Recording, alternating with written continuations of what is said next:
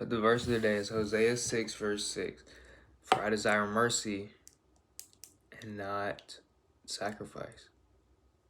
And in verse 7 it says, the acknowledgement of God and not burnt offerings.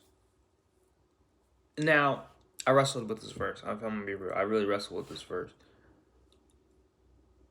So, we're talking about, because I read the first verse I read, I think it was Matthew 12. Let me look at hold up, I got my thing right here. I need this up. It was, where was it? Matthew 9:13, which says, go and learn what this means. I desire mercy and not sacrifice. And, no, I'm sorry. Wait, hold up. Which one was it? I'm confused. It was Matthew 12. That's what I thought. Matthew 12:7. For I desire mercy, not sacrifice. So it quotes Hosea in that. But I didn't know how to think about that. So I had to look it up. And then I looked up another version of the Hosea.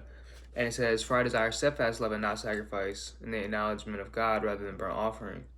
And then I realized a lot of the things that Christians practice are very pious. And while it's nice to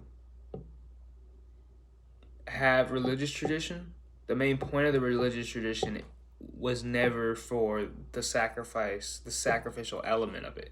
You giving up something for God is not God's plan for you. Now, it doesn't mean that God won't tell you to step away from something.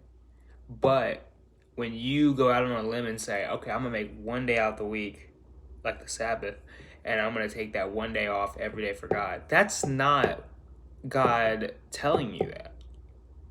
What's happening is the devil is using that against you to make you feel like unless you do this, something's wrong with you.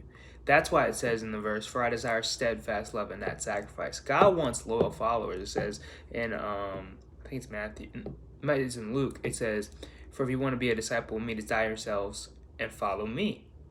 So if you truly want to be a disciple of God, don't be afraid to do the Lord's work any day. Do whatever the Lord's telling you today. And don't let the devil play with your mind and say, oh, you need to take this day off because, because, oh, it's the Lord's day.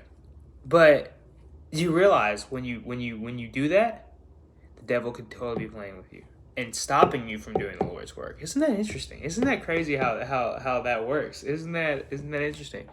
Because realistically, God wants your full attention every day, not just once a day out the week.